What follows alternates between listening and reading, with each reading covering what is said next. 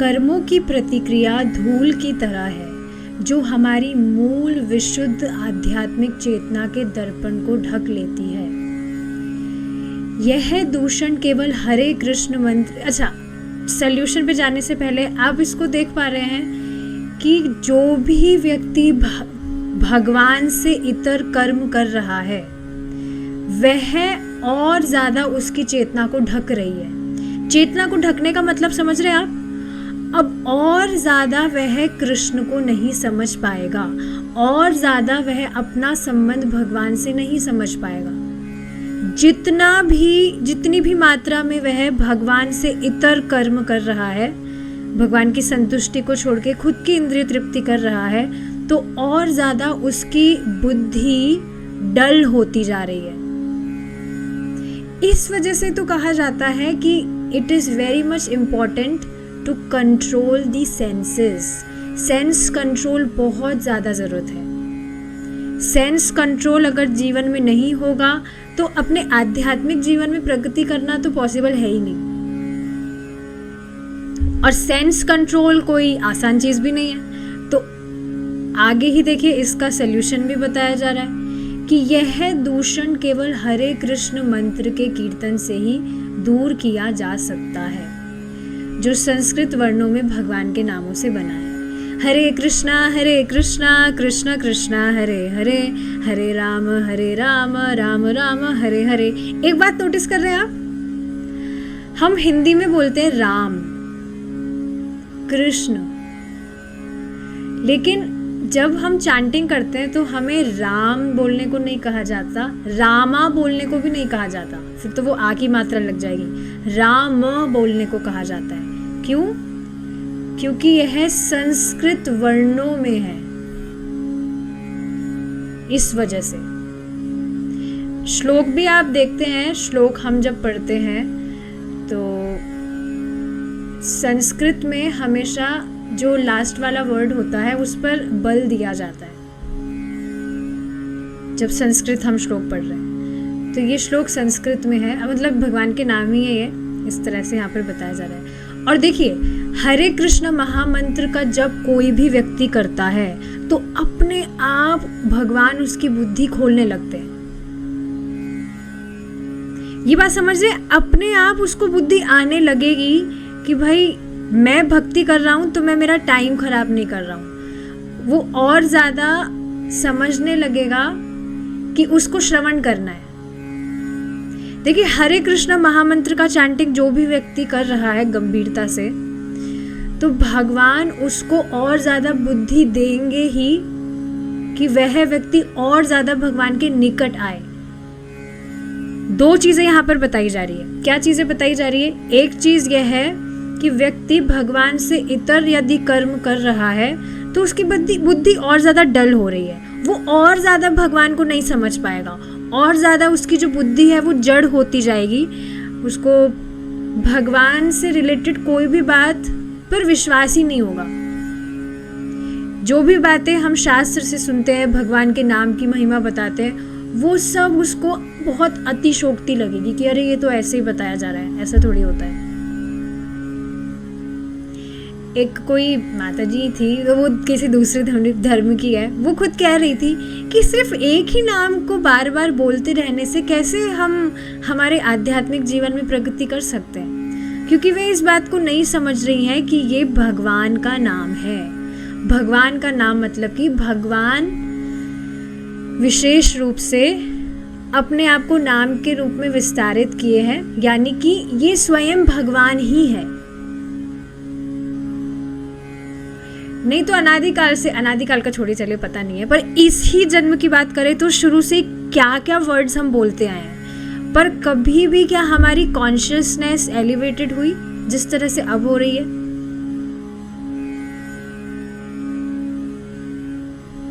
जैसे इन दिनों पता नहीं क्या हो रहा है, जब मैं ट्राई करती हूँ कॉन्शियसली मैं जब करूँ, लेकिन अपने आप ही कहाँ दिमाग चला जाता है, एकदम अनकॉन्शियस हो जाता है, बिल्कुल मैं भूल जाती हूँ बीच बीच में कि मैं जब भी कर रही हूँ क्या। 2-3 दिन से हो रहा है, पता नहीं क्यों परेशानी हो रही है। तो ये है, अनर्थ निवृत्ति में बहुत सारे स्टेजेस होते ही हैं। बिल्कुल भूल ही जाती हूँ कि मैं जब भी कर रही हूँ। जब तो मैं कर रही होती हूँ डेफिनेटली, पर बीच बीच में पता नहीं कहाँ एकदम से फॉर सम सेकेंड्स दिमाग चला जाता है। सो यस, ये बहुत इम्पॉर्टेंट चीज़ है समझने वाली, कि हमने बात समझी कि भगवान से इतर कोई व्यक्ति कर्म कर रहा है, कुछ भी कार्य कर रहा है भगवान से इतर, खुद की इंद्रिय तृप्ति को केंद्र में रखते हुए, तो उसकी बुद्धि और ज़्यादा डल होती जाती है। और कोई भी व्यक्ति सिर्फ भगवान का नाम जप मात्र कर रहा है, कुछ भी और नहीं कर पा रहा है वो, तो अपने आप ही भगवान उसको सारी इंटेलिजेंस देने लगेंगे जिससे वह भगवान को समझे।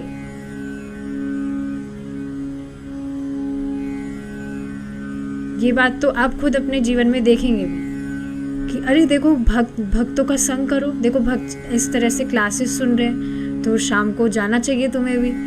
अपने आप ही आप देखेंगे सब कुछ नेचुरल बनता जाता है फिर। तो ये सारी चीज़ें बहुत इम्पोर्टेंट है। इस मंत्र की कर्म से मुक्त करने की शक्ति, जो बहुधा मुक्ति देने वाला महामंत्र कहा जाता है, समूचे वैदिक साहित्य में वर्णित है।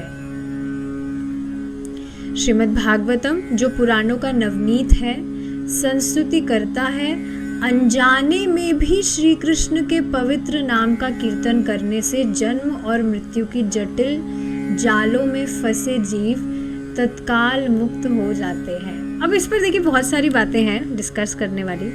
पहली बात तो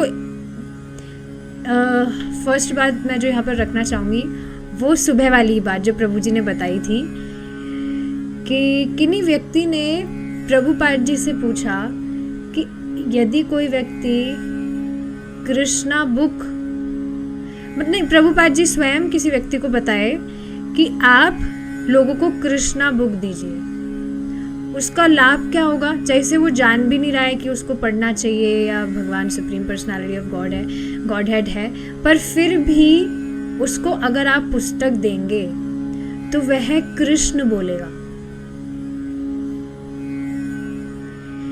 मतलब प्रभु जी ये बात बताना इसलिए चाह रहे थे, उन्होंने इस वजह से बात बताई थी कि देखिए हम ये बात सभी सुनते हैं, जानते हैं कि अनजाने में भी श्री कृष्ण के पवित्र नाम का कीर्तन करने से व्यक्ति के अनंत कोटि जन्मों के पाप ध्वस्त हो जाते हैं। और अब वह मतलब समझ रहे ना, अब वह जितना शक्ति भगवान के नाम में है सभी पाप ध्वस्त करने की, उतना पाप तो कोई पूरे ब्रह्मांड के व्यक्ति मिलकर भी नहीं कर सकते, क्योंकि भगवान के नाम में शक्ति है असीमित और हम सब है सीमित। मतलब हमारी जो भी कार्य करने की क्षमता है वह सब है सीमित, तो सब मिलकर भी कितने ही पाप क्यों ना कर ले, वह एक सीमित नंबर ही रहेगा। तो हाँ, प्रभुपाद जी की इस तरह से भगवान के नाम पर श्रद्धा मतलब प्रभु जी व्यक्त कर रहे थे कि कोई व्यक्ति अगर इस तरह से आप उसे कृष्णा बुक दे रहे हैं और वह सिर्फ कृष्ण भी बोलेगा, कि भाई पूछ भी ले कि कृष्ण कौन है, कृष्ण क्या है, तो उसने कृष्ण कृष्ण तो कहा, तो उससे भी उसको लाभ हो रहा है। अच्छा, अब दूसरी बात, एक किन्हीं भक्त को कुछ परेशानी थी, मैं डायरेक्ट चैट में से उनका पढ़ूंगी मैसेज। बहुत इंटरेस्टिंग परेशानी थी जो सभी को हो ही जाती है, कोई नई बात नहीं है। जैसे वो कोई लेक्चर सुन रहे थे, मतलब पहले की कोई क्लास सुन रहे थे, तो उसमें वे मतलब पूछ रहे थे कि अगर कोई व्यक्ति एक बार भी कृष्ण बोलता है, if one Krishna name destroys all sins, then in India nearly everyone won't go to hell। कि भाई अगर सिर्फ भगवान का एक नाम ही सारे पापों को ध्वस्त कर देता है, तो भारत में तो करीब करीब कोई भी व्यक्ति नरक में जाएगा ही नहीं, पाप ध्वस्त हो गए उसके सारे। आई हैव फुल फेथ, मेरा पूरा विश्वास है, but it seems a bit unfair to me. Many Indians eat meat but obviously have said Krishna minimum once. They won't go to hell. It seems injustice.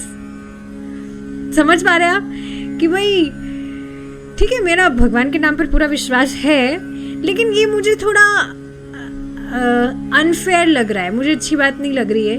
बहुत सारे भारत में आप लोग देखेंगे मांस खा रहे हैं, इंटॉक्सिकेशन कर रहे हैं, और करीब करीब हर एक व्यक्ति ने कम से कम अपनी लाइफ में एक बार तो कृष्ण बोला ही होगा, और वो नर्क नहीं जाएंगे इस वजह से।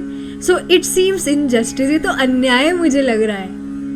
तो मैंने उनको इस तरह से बताया कि आप इसको इस तरह से क्यों नहीं देखते कि भगवान कितने कृपालु हैं, कि कोई भी व्यक्ति भगवान कृष्ण का सिर्फ एक बार भी नाम बोल दिया है तो वह कभी नर्क नहीं जा सकता। अब कोई व्यक्ति योजना बना बनाकर उनकी सेवा करे तो बताइए उसका कितना बड़ा भाग्य है। So why don't you see it like this, that Krishna कितने मर्सीफुल है।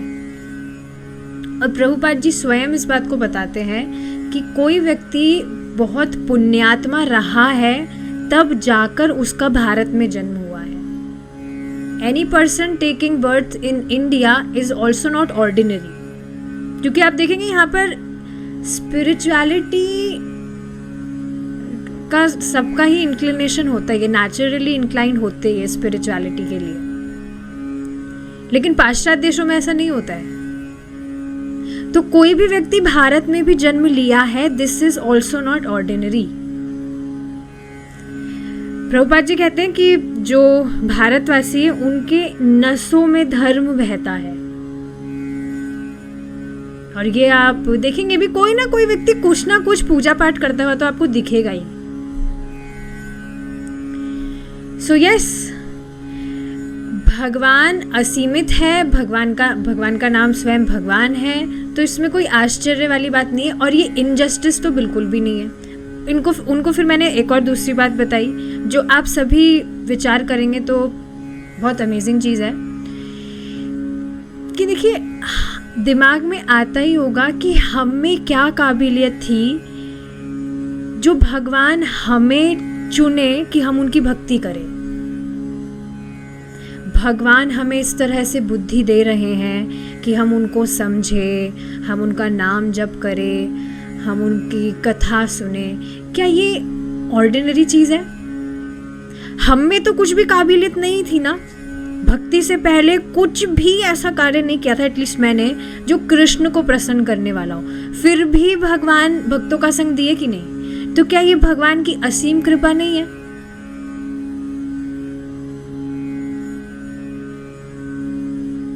तो इसको इस तरह से क्यों नहीं देखना चाहिए? जैसे आज ही एक माता जी को मैंने हरे कृष्णा मतलब उनको मैसेज किया तो उन्होंने हरे कृष्णा भी नहीं कहा, उन्होंने कहा ओम शांति। मुझे नहीं पता इसका मतलब क्या होता है शांति। हाँ भाई शांत तो हम है ही, हरे कृष्णा महामंत्र कर रहे हैं, पर उन्होंने हरे कृष्णा भी नहीं कहा। पर भगवान आपको बुद्धि दे रहे हैं कि आपको सुबह उठते ही हरे कृष्णा करना है। देयर इज नो अदर, कोई दूसरा ऑप्शन, मतलब कोई दूसरा थॉट नहीं है। There is no other thought. तो फिर क्या ये इनजस्टिस है कि भगवान आप पर दया किए? उनको सोचना चाहिए इस तरह से। या अगर किसी के भी दिमाग में ऐसी कोई बात आती कि ये तो इनजस्टिस है, कोई भी व्यक्ति अब नरकी नहीं जाएगा, वो इतने पाप कर रहा है। श्रीला विश्वनाथ चक्रवर्ती ठाकुर इस तरह से बताते हैं कि कोई भी व्यक्ति एक बार भी कृष्ण बोला है, उसके अनंत जन्मों के पाप तो ध्वस्त हो ही गए, और उसकी पाप करने की जो प्रवृत्ति है वह भी नष्ट हो गई। अब बताइए ये टू मच हो गया कि नहीं? लेकिन अगर हम देखिए भगवान के नाम की महिमा को हम सीमित कर ही नहीं सकते हैं। इनफाइनाइट का मतलब हम वास्तव में समझ ही नहीं सकते कि होता क्या है।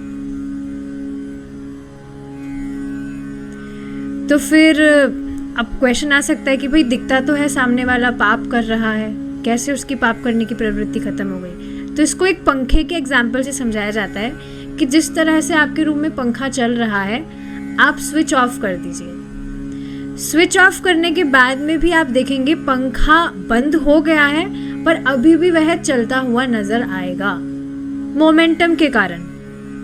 पर पंखा बंद आपने कर दिया है तो वो बंद हो गया है, पर हमें भी चलता हुआ दिख रहा है मोमेंटम के कारण। उसी तरह से भगवान स्वयं थोड़े समय के लिए वह इस तरह से रखते हैं अपनी भक्ति की महिमा को छुपाने के लिए। सोचिए अगर तुरंत कोई भी व्यक्ति कृष्ण बोलता और एकदम वो अच्छा बच्चा बन जाता, तो लोग इसका फायदा, गलत फायदा नहीं उठाने लगते।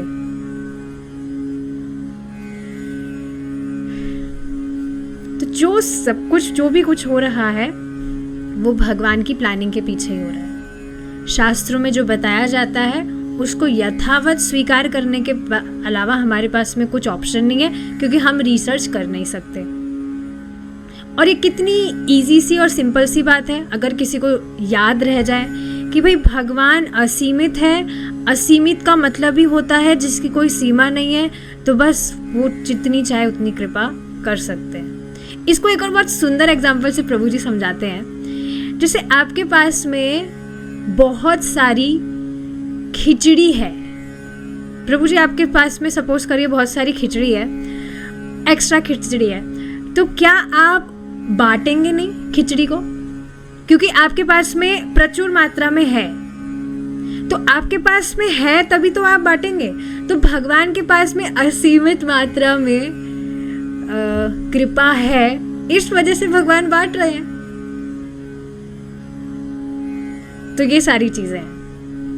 विष्णु धर्म में कहा गया है, यह शब्द कृष्ण इतना मांगलिक है कि कोई भी व्यक्ति जो इस पवित्र नाम का उच्चारण करता है तत्काल ही अनेक अनेक जन्मों में किए पाप कर्मों के फलों से मुक्त हो जाता है।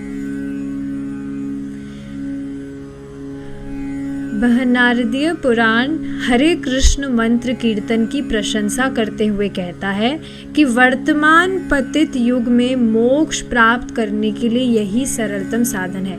इसको एक भक्त बहुत अच्छे से बता रहे थे कि अभी कलयुग का युग धर्म है कि हम भगवान का नाम जप करें, इसके अलावा कुछ और एप्लीकेबल हो ही नहीं सकता है। ऐसा क्यों? क्योंकि देखिए त्रेता युग और द्वापर युग की अगर हम बात करें तो उस समय भगवान की पूजा करने के लिए, अगर विग्रह पूजा की हम बात करें, तो उसके लिए जो भगवान को सामग्री अर्पण करनी चाहिए, वो उसमें बताया गया था कि अभिषेक भी भगवान का सोने के कुछ, जो सोने के चावल वगैरह, मतलब सोने की कुछ सामग्री होती है, उससे भगवान का अभिषेक किया जाता है। और जो भी इंग्रेडिएंट्स होती है वो सारी प्योर होती है, जिससे भगवान की सेवा की जानी चाहिए। और देखिए कलयुग में अभी क्या स्थिति है, कुछ भी प्योर नहीं है। आपने सुना भी होगा कि भाई अभी का खान पान सही नहीं है, इस वजह से जो स्वास्थ्य है वो खराब रहता है, छोटे छोटे बच्चे बीमार पड़ रहे हैं, क्योंकि कुछ प्योर है ही नहीं। तो कलयुग में बेसिकली कुछ भी, मतलब कुछ भी नहीं है, सब कुछ खत्म है बिल्कुल। तभी तो इसको कहते हैं एकदम पतित एकदम फॉलन जो कंडीशन सोल है, वो है कलयुगी, कलयुगाइट्स। श्रीला सूद गोस्वामी जी, शौनक आदि ऋषि, आप देखेंगे फर्स्ट कैंटो के फर्स्ट चैप्टर में बता भी रहे हैं कि कलयुग के लोगों, कलयुग के जो जीव है उनकी क्या क्वालिटीज है। मंद सुमंद मतयो, बिल्कुल भी बुद्धि नहीं है और पता नहीं है कि मनुष्य जीवन मिला है तो उसमें करना क्या है, बहुत ही दुर्भाग्य है, भक्तों का संग प्राप्त नहीं होता है, आलसी है, बहुत सारी चीज़ें बताई गई थी। तो हम किसी और प्रोसेस से चाहकर भी भगवान की प्राप्ति कर ही नहीं सकते, क्योंकि इतनी क्षमता ही नहीं है। तो ये जो महामंत्र है, यही एकमात्र कलयुग का युग धर्म है, जिसको जिसको व्यक्ति प्रैक्टिस करके भगवान की प्राप्ति कर सकता है। इसलिए कहा जा रहा है वर्तमान पतित युग में मोक्ष प्राप्त करने के लिए यही सरलतम साधन है। सरलतम साधन मतलब कुछ हार्ड साधन हम कर भी नहीं सकते, इसलिए सरलतम साधन करिए। लेकिन प्रभावी होने के लिए हरे कृष्ण मंत्र किसी ऐसे प्रामाणिक आध्यात्मिक गुरु से प्राप्त किया जाना चाहिए जो स्वयं श्री कृष्ण से प्रारंभ होने वाली गुरु शिष्य परंपरा में स्थित हो। अब देखिए बहुत डीप बात है। ये बात क्यों कही जा रही है? क्योंकि एकमात्र जो प्रामाणिक भक्त है वही आपको बता सकता है कि आपको हरे कृष्ण महामंत्र जप करना क्यों है, ताकि आप भगवान कृष्ण के श्री चरणों में शुद्ध भक्ति प्राप्त कर सके, उनका प्रेम प्राप्त कर सके। एक प्रामाणिक भक्त ही ये बात आपको बताएगा, और किसी को तो पता भी नहीं है ये चीज कि जो हाईएस्ट गोल है मनुष्य जीवन का वो भगवान का प्रेम प्राप्त करना है। काफी लोगों को भी पता है कि हाँ, जन्म मृत्यु के चक्र में हम फंसे हैं और इससे मुक्त होना हाईएस्ट गोल है, but this is not the highest goal. तो एक प्रामाणिक भक्त ही आपको बताएगा कि हरे कृष्ण महामंत्र का जप करना क्यों है। शुरू में फिर भी जो भक्त है, मतलब शुरू में तो किसी को भी नहीं समझ आएगा कि भाई आपको भगवान, कि मुझे भगवान का प्रेम क्यों प्राप्त करना है, मुझे तो मेरी प्रेमिका का प्रेम प्राप्त करना है। उसकी तो ऐसी मति रहती है शुरू में। तो शुरू में फिर भी कुछ टैक्टिक्स भक्त लगा सकते हैं उस व्यक्ति को कन्विंस करने के लिए, बट एक प्रामाणिक भक्त ही ये सही एकदम बात बताएगा किसी भी व्यक्ति को कि उसको हरे कृष्ण महामंत्र का जप करना क्यों है। ऐसे योग्य गुरु की कृपा से ही मनुष्य जन्म मृत्यु के चक्र से मुक्त हो सकता है। चैतन्य चरितामृत में श्री चैतन्य महाप्रभु जो स्वयं साक्षात भगवान है घोषणा करते हैं अपने कर्मों के अनुसार सभी जीवात्माएं समूचे ब्रह्मांड में घूम रही है। इनमें से कुछ उच्च ग्रह मंडलों तक ऊपर उठ रही है और कुछ निम्नतर ग्रह मंडलों की ओर गिर रही है।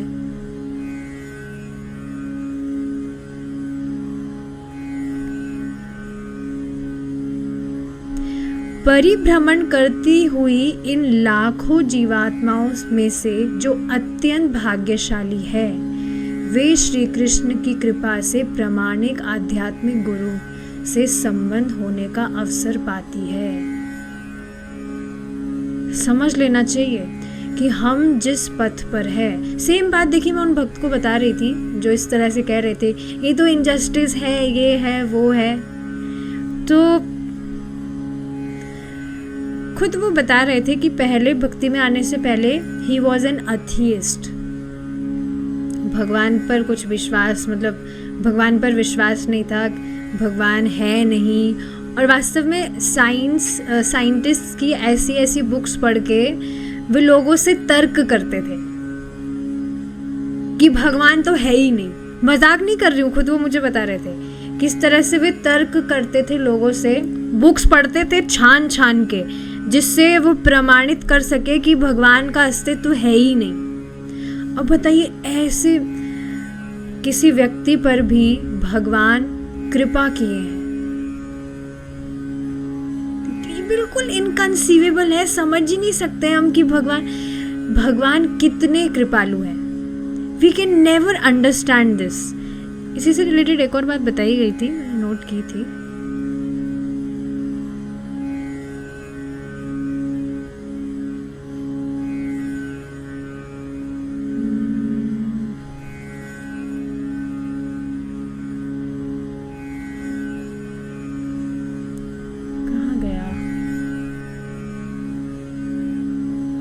यस, आप भगवान की क्वालिटीज को समझ सकते हैं, भगवान की जो भी गुण हैं आप उनको अच्छे से समझ सकते हैं, लेकिन but you can never understand the causeless mercy of Krishna for condition soul. बहुत ज़्यादा मुझे इस पर सुंदर बात लगती है जो प्रभु जी ने कुछ दिन पहले शेयर की थी कि चैतन्य महाप्रभु बस तुले हुए हैं कृपा देने के लिए, कि किसी को मतलब जो भी जीवात्मा है उसको बस कृपा देने के लिए तुले हुए हैं कि इस कलयुग में कैसे ना कैसे करके भक्तों का संग प्राप्त करके वह मेरा नाम जप करके मेरे पास में लौट आए।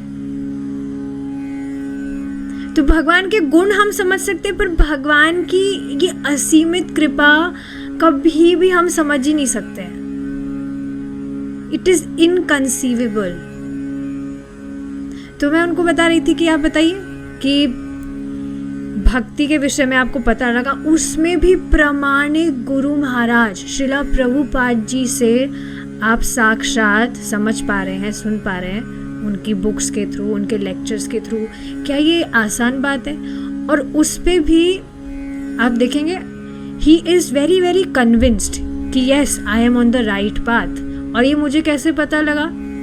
उनका मतलब उनकी कंसिस्टेंसी देखकर, किस तरह से सीक्वेंस से वे बुक पढ़ रहे हैं, नाम जप कर रहे हैं। मतलब he is investing more of his time in understanding Krishna. तो टैलेंट भगवान सभी को दिए हैं, बस ये सही जगह पर लग जाए तो बेड़ा पार है व्यक्ति का। बहुत ज़्यादा मुझे खुशी होती है उनके लिए कि वो इस तरह से पूरा उत्साह से भक्ति कर रहे हैं। तो ये बात आप समझ रहे हैं कि जो जीवात्मा है वह बहुत अत्यंत भाग्यशाली है जो श्री कृष्ण की कृपा से प्रामाणिक आध्यात्मिक गुरु से संबंध होने का अवसर पाती है। ऐसे प्रामाणिक आध्यात्मिक गुरु को कोई कैसे पहचाने? सबसे पहले गुरु को भगवान श्री कृष्ण से प्रारंभ होने वाली प्रामाणिक गुरु शिष्य परंपरा में स्थित होना चाहिए। एक ऐसा वास्तविक आध्यात्मिक गुरु शिष्य परंपरा के द्वारा भगवान श्री कृष्ण के उपदेश को ग्रहण करता है और बिना कोई परिवर्तन किए अपने गुरुदेव से श्रवण किए उपदेशों को सीधे उसी रूप में दोहराता है। इसी को परंपरा कहते हैं कि अपनी बात व्यक्ति कुछ भी नहीं बोल रहा है, भक्त कुछ नहीं बोल रहा है, जो भी अपने गुरुदेव से सुन रहा है उसको वह दोहरा रहा है। दोहराने के लिए सुनना बहुत जरूरी है।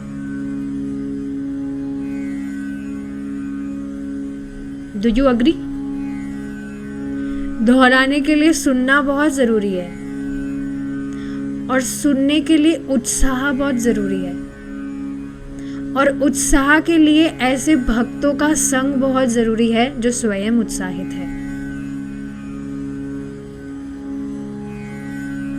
तो हमेशा देखिए, एक बात आप ध्यान रखिए, अनर्थ निवृत्ति के स्टेज पर सब है, थोड़ा लंबा चलने वाला है। बीच बीच में आएगा ऐसा टाइम भी जब आपको लगेगा कि अरे कुछ भी उत्साह ही नहीं लग रहा है भक्ति में। आप बस भक्तों का संग पकड़े रहिए, कैसा भी क्यों ना लग रहा हो, और फिर कोई भी स्कोप नहीं होगा भक्ति से डिस्ट्रैक्ट होने का। You just stay in association with devotees. वह निर्विशेषवादी अथवा शून्यवादी नहीं होता, बल्कि वह भगवान का प्रतिनिधि होता है। इसके अलावा प्रामाणिक आध्यात्मिक गुरु पाप कर्म, विशेषतः मांसाहार, अवैध मैथुन, द्यूत और मद्यपान, 4 रेगुलेटिव प्रिंसिपल्स से बिल्कुल मुक्त होता है और वह सदैव दिन के 24 घंटे कृष्ण भावनामृत में संलग्न रहता है। इसका मतलब आप समझ रहे कि देखिए, गुरु महाराज की बात हो रही है तो गुरु महाराज तो डेफिनेटली भगवान के श्रवण कीर्तन में लगे रहते हैं, पर एक जो प्रामाणिक भक्त है वह भी पूरे दिन भर में जो भी वह कर रहा है वह भगवान के संबंध में करने का प्रयास करता है, उसी में वह संलग्न रहता है।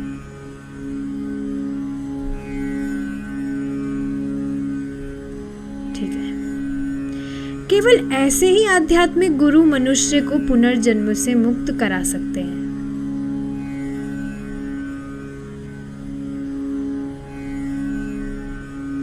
बहुत ही सुंदर बातें, देखिए इस पर मैं विचार भी कर ही रही थी कल कि कहाँ आपको कोई व्यक्ति दिखेगा आज के ज़माने में, तो बिल्कुल भी ऐसा पॉसिबल ही नहीं है कि कोई व्यक्ति इतना शुद्ध जीवन जी रहा हो। 4 नियम पालन करना, उसके अलावा खुद योजना बनाकर सुबह जल्दी उठना ब्रह्म मुहूर्त में, और इस तरह से भगवान का नाम जप करना, बिल्कुल ये देवता कृत है ये। और देखिए सूत गोस्वामी जी तो इसको श्रीमद् भगवत गीता के महात्म्य में कहते भी हैं कि जो भी व्यक्ति गीता का, भागवतम का पाठ कर रहा है, पठन पाठन कर रहा है, पढ़ रहा है, पढ़ा रहा है, उसको तो मनुष्य समझना ही नहीं चाहिए, वह तो निश्चित ही देवता है। ये अतिशोक्ति बिल्कुल भी नहीं है। कोई भी व्यक्ति आपको नहीं दिखेगा जो इस तरह से जीवन व्यतीत कर रहा हो। सच में भक्ति में आने से पहले तो कभी सोचे भी नहीं होंगे, मैंने तो कभी भी नहीं सोचा था कि इस तरह का शुद्ध जीवन भी कोई व्यक्ति जी भी सकता है क्या। और आप देखेंगे, आपके आसपास के लोग हैं, उनसे आपको ज़रूर ऐसा सुनने को मिलेगा कि तुम तो बैकवर्ड हो, तुम तो मतलब पहले के ज़माने में जैसे लोग रहते थे तुम तो वैसे रहते हो, जबकि वैसा कुछ है नहीं। मतलब उनके लिए प्योरिटी फॉलो करना and we are not intoxicating, या जो भी 4 नियम है पालन कर रहे हैं, तो ये सब पुराने ज़माने के लोग करते थे, तो ये उनका अज्ञान है।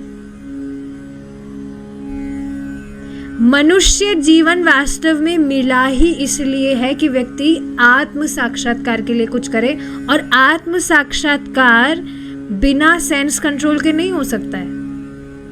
बस बैठे बैठे हम सोच रहे हैं आत्म साक्षात्कार हो जाए और उससे हो जाएगा, ऐसा नहीं होता है। तो आत्म साक्षात्कार के लोगों को डेफिनेशन भी नहीं पता, इस वजह से वो इस तरह से सोचते हैं। भौतिक अस्तित्व, ठीक है ये हमने पढ़ा क्या, नहीं। भौतिक अस्तित्व की तुलना जन्म मृत्यु के एक विशाल महासागर से की जा सकती है। इस समुद्र को पार करने में मानव रूप समर्थ नौका के समान है, और आध्यात्मिक गुरु इस नौका के कप्तान है। इसको एक बार अपने दिमाग में आप विजुअलाइज करिए। एक महाविशाल सागर है और उसमें एक नौका है, शिप भी आप मान सकते हैं, और इस समुद्र को पार करने के लिए मानव रूप सार्थक नौका के समान है। ये हमारा जो मनुष्य देह है ये नौका के समान है, और इस नौका को डायरेक्ट करने के लिए कप्तान तो होता है कि नहीं, तो वे है गुरु महाराज। सच में आई कैन विजुअलाइज दिस कि एक महान सागर है, आप भी इसको विजुअलाइज करके देखिए इन योर माइंड। महान सागर है, ब्लू सा आपको ओशन दिख रहा है, बहुत गहरा है वो, उस पर एक वाइट कलर की बोट या शिप आप कुछ भी मान लीजिए, उसमें भक्त बैठे हैं, और उसके जो कप्तान है वो है Srila Prabhupada ji. Can you visualise it? And he is directing us, ऐसे चलो, वहां चलना है, और सामने है भगवान कृष्ण के चरण कमल।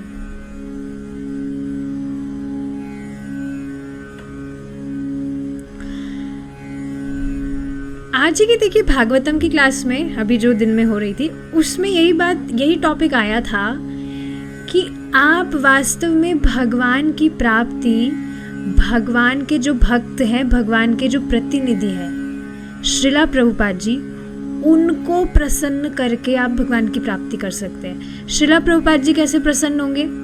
जब हम उनकी आज्ञा का पालन करेंगे। 16 माला का जप, 4 नियम का पालन।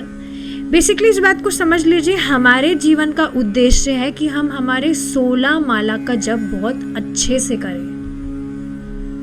आई am repeating the exact words of Prabhu ji. हमारे जीवन का लक्ष्य है कि हम हमारा 16 माला का जप गंभीरता से करें, because that will please Shrila Prabhupada.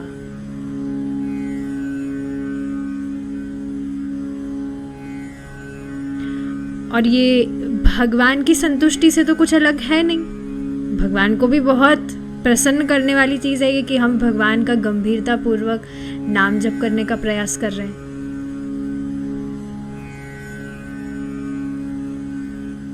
और इसमें सबसे सुंदर बात यह है कि आप सबके साथ में इस तरह से पढ़ने से मैं खुद को भी रिमाइंड करती रहती हूँ, हाँ मुझे इस तरह से करना है।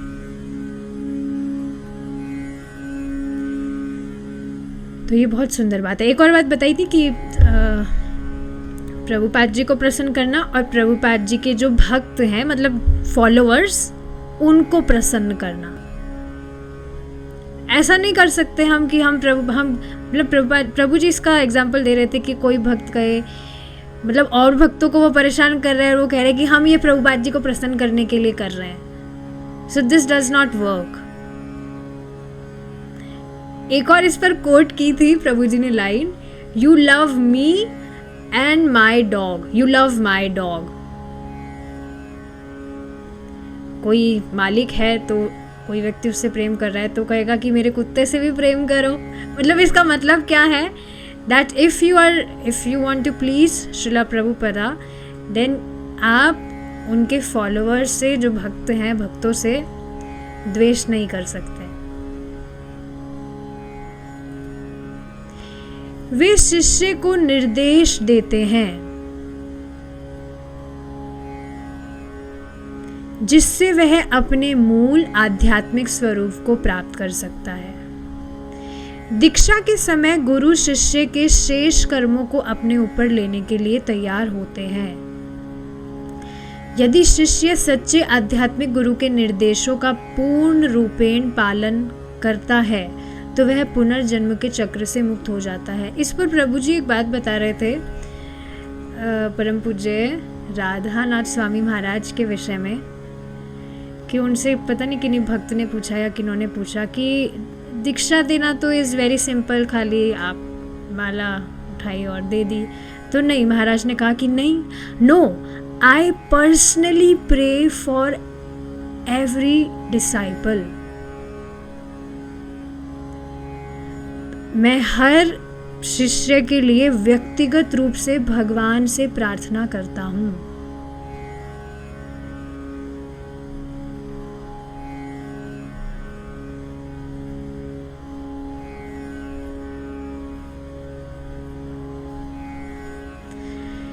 गुरु महाराज भी भगवान के ही प्रतिनिधि हैं।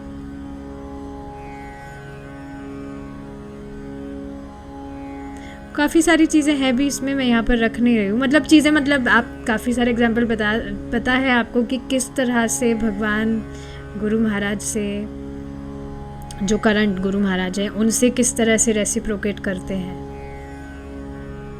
So yes, they are representatives of Krishna for sure. तो यस, इस तरह से गुरु महाराज अपने शिष्य के रिस्पॉन्सिबिलिटी अपने ऊपर लेते हैं। देखिए, ध्रुव महाराज को भगवान की प्राप्ति कैसे हुई?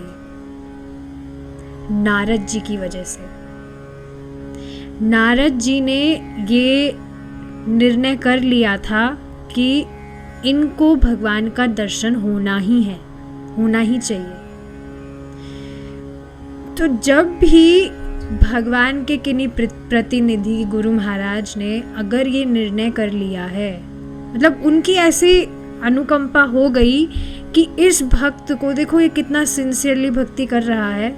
और ऐसा नहीं था कि ध्रुव महाराज को ऐसे ही, मतलब नारद जी की ऐसे हो गई। He was so much serious, he was so much sincere, भगवान की प्राप्ति करना चाहते थे। हाँ, ये बात अलग है कि शुरू में वे समझ नहीं रहे थे भगवान का दर्शन वे करना चाह रहे थे, पर उनको मालूम नहीं था कि दर्शन भगवान का करना क्यों है। उनकी कुछ और इच्छा थी। बाद में वो तो उनको समझ आ ही गया था। लेकिन हाँ, गुरु महाराज की अगर अनुकंपा होती है कि ये भक्त कितना सिंसियरली भक्ति कर रहा है, तो उनके माध्यम से निश्चित ही भक्त को भगवान की प्राप्ति होगी। तभी तो कहा जाता है कि गुरु महाराज के बिना it is impossible to go back to godhead. क्योंकि हम में तो कुछ भी काबिलियत है ही नहीं कि हम भगवान को प्रसन्न भी करें। हम तो इतने नीच हैं, इतने पतित हैं that we can't even directly offer food to Krishna. हम गुरु महाराज के माध्यम से देते हैं, और गुरु महाराज इतने कृपालु हैं कि वो हमारी तरफ से भगवान को देते हैं। तो ये सारी चीज़ें हैं।